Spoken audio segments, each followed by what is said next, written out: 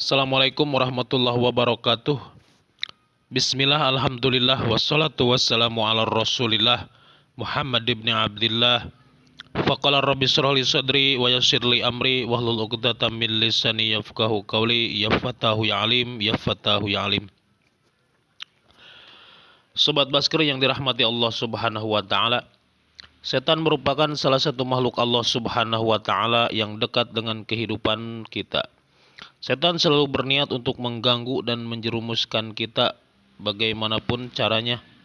Ada 7 hal sepele namun paling disukai oleh setan.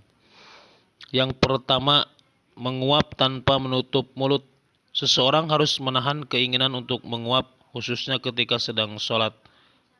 Melalui menguap, salah satu cara setan masuk ke dalam diri kita. Rasulullah Shallallahu Alaihi Wasallam bersabda, "At-tasa'ubu min syaitani fa'idha tasa'aba ahadukum falyaruddahu mastata'a fa inna ahadakum idza qala hadhahi kasyaitan." Menguap itu dari setan, maka bila seseorang dari kalian menguap, hendaklah sedapat mungkin ditahannya. Karena bila seseorang dari kalian menguap dengan mengeluarkan suara ha, setan akan tertawa. Hadis riwayat Imam Bukhari. Apabila seseorang menguap dalam sholatnya, hendaklah ia berusaha menahan kuafannya sebisa mungkin karena setan bisa masuk. Hadis riwayat Muslim. Yang kedua, makan dan minum tanpa mengucapkan bismillah. Ketika akan makan dan minum, dianjurkan untuk mengucapkan bismillahirrahmanirrahim agar makanan yang masuk ke dalam tubuh kita bisa mendapatkan berkah.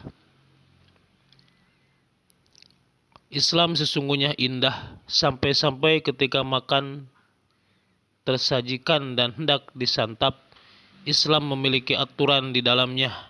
Ini mungkin dilakukan agar ada keberkahan ketika makan. Di antara adab sederhana yang diajarkan oleh Nabi Muhammad SAW ketika makan adalah membaca bismillah. Dari Umar bin Abi Salamah, ia berkata, "Waktu aku masih kecil dan berada di bawah asuhan Rasulullah SAW, tanganku bersiliweran di nampan saat makan. Maka Rasulullah SAW bersabda, 'Ya gulam, sammallah wa kul biyaminika wa kul mimma yalika fama zalat tilka ti'mati ba'du.' Wahai gulam, sebutlah nama Allah, bacalah bismillah, makanlah dengan tangan kananmu dan makanlah makanan yang ada di hadapanmu. Maka seperti itulah gaya makanku setelah itu." Hadis riwayat Bukhari dan Muslim. Dari Aisyah radhiyallahu anhu, Rasulullah Shallallahu Alaihi Wasallam bersabda, "Idza akala ahadukum falyadhkurismallahi ta'ala, fa inna siya ayadhkurusmallahi ta'ala fi awwalihi falyakul bismillahi awaluhu wa akhiruhu." Apabila setelah seseorang di antara kalian makan, maka hendaklah ia menyebut nama Allah Ta'ala. Jika ia lupa untuk menyebut nama Allah Ta'ala di awal, hendaklah ia mengucapkan bismillahi awaluhu wa akhiruhu dengan nama Allah pada awal dan akhirnya. Hadis riwayat Daud dan At-Tirmizi. Yang ketiga, makan dan minum dengan tangan kiri. Di antara adab yang diajarkan Islam ketika makan atau minum adalah makan dan minum dengan tangan kanan. Islam melarang makan atau minum dengan tangan kiri. Rasulullah Shallallahu Alaihi Wasallam bersabda, "An Jabir radhiyallahu anhu qala Rasulullah Shallallahu Alaihi Wasallam, la ta'kulu bisamal fa inna syaitana ya'kulu bisamal." Dari Jabir radhiyallahu an, ia berkata, Rasulullah shallallahu alaihi wasallam bersabda, janganlah kalian makan dengan tangan kiri, karena sesungguhnya setan makan dengan tangan kiri. Hadis riwayat Muslim, Riyadus Shalihin, hadis ke-1634. Yang keempat, memakai segala sesuatu dari bagian kiri tubuh. Rasulullah Shallallahu Alaihi Wasallam mengajarkan kepada umatnya untuk menggunakan segala sesuatu dari kanan. Untuk perkara yang baik-baik hendaklah mendahulukan yang kanan. Berbeda ketika melepas sesuatu atau memulai sesuatu yang jelek, maka hendaklah dimulai dari yang kiri. Dari Aisyah radhiyallahu anhu, ia berkata, Ka'ana Nabi sallallahu alaihi wasallam yu'jibuhu tayammunu fi tana'ulih wa tarajjulih wa tuhurih wa fi sa'nihi kullah. Dahulu Nabi sallallahu alaihi wasallam amat menyukai memulai dengan kanan dalam mengenakan sandal, menyisir rambut, bersuci, dan dalam urusannya yang penting semuanya. Muttafaqun alaih. Hadis riwayat Bukhari nomor 186 dan Muslim nomor 268. Yang kelima, tidak mengibas tempat tidur sebelum menggunakannya.